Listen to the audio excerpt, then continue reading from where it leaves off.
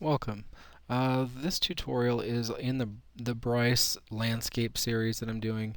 Um, Sometimes it's effective and sometimes it's not. It kind of depends on the materials you choose. And in this case, what we're going to do is a forest. And to start with, I'm going to select my bottom layer here and choose a terrain that's something maybe lowlands. So that'll give us kind of a forest bed look. And the next thing I'm going to do here is I'm going to stick in a mountain. It's my favorite piece that in Bryce, and I'm going to make it fairly large, drop it down a little bit, and I'm going to go into edit. Now, the first thing I want to do here is I want to drop everything almost to the bottom. Alright, so it's pretty low. And I want to erode it a little bit just to kind of give myself, something to kind of mess with. Um, Alright, so I've got a basic scene here. The next thing I'm going to do is kind of different, and that is I'm going to go all the way to the top, bring my circle down to smaller size. Don't want to go too small here. And actually, let me take this up a little bit to 256 so that I can move my circle kind of. I think I'll just choose this size. Okay, so I'm all the way to the top with a circle that looks like that. And let me go ahead and make my opacity here all the way. Okay. And what I'm doing here is it kind of looks silly. I'm just putting these random kind of dots around my scene. Now what these are becoming over here on the right are trees. Now obviously, you don't have branches, you don't have leaves, things like that, but what we're doing here is creating an illusion of a forest. Alright?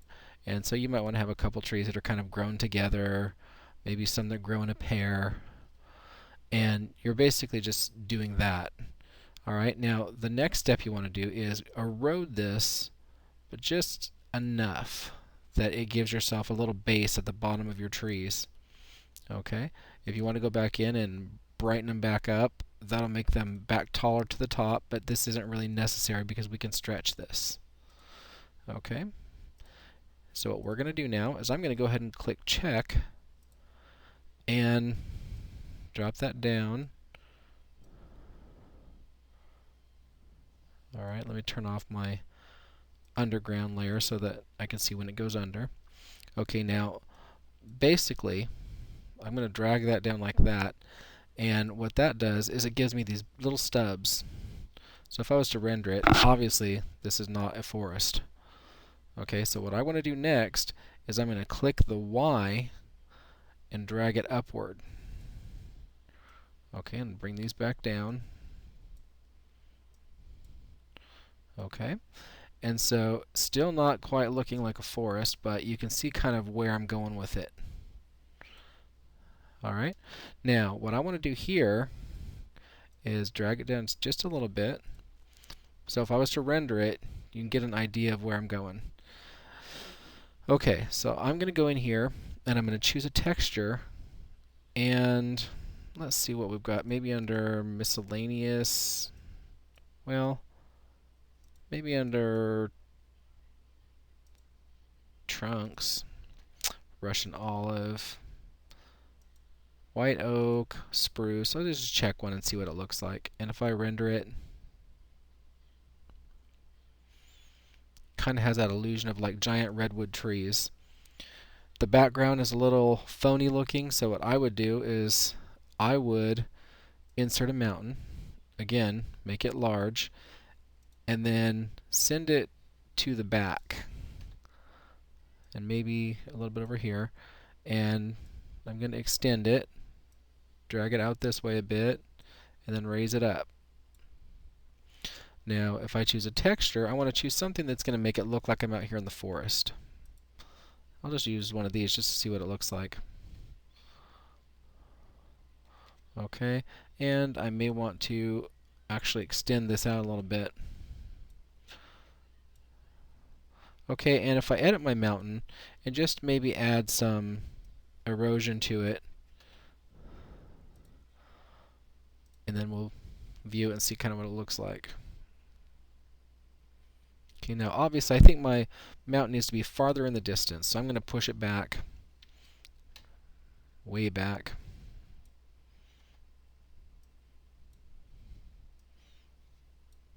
Okay, and let's view it and see. So that gives me a little bit more depth, but it can tell my forest stops out here. What I can do is select my forest here, copy, paste, and then drag it backwards, kind of off in the distance, maybe over to the right a little bit so we can see it. And you may even want to try it over in different spots. Alright, so now if I play this, now it's a little crowded through here. What I might do is I might actually go and rotate my trees a bit till I get the look I'm going for. And you can also, adjust it as needed. And then test it again.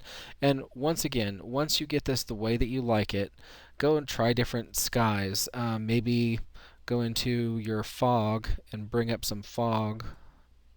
Wow, that's a little much.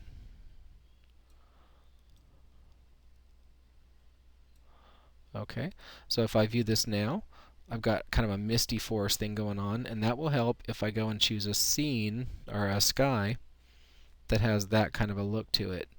Maybe good feeling. Wow, that's not a good feeling. Muted tones. No, that's definitely not muted. Alright, so sometimes you have to experiment.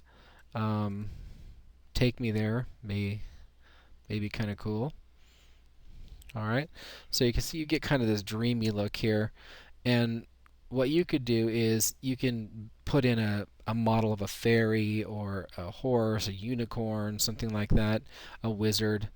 And in fact, if you turn this to a night scene, let's see here, it doesn't really matter, but if you were to create a light source and maybe make it larger and send it toward the trees a bit, when you put your little wizard or fairy or whatever, you can have this light source extending out onto the trees. Alright? So hopefully you can kind of that's a quick way to do a forest. And what you could do to supplement this is to add a couple little other trees. If I was to go to my create tree and, I've got this one tree, I'll just stick it right in the middle of the light just to kind of give that effect. So now we have the one glowing tree. And, just experiment, play with it. And really what I'd like is for people to enjoy and send me some examples of the stuff you create. I would like to see it. Thank you very much.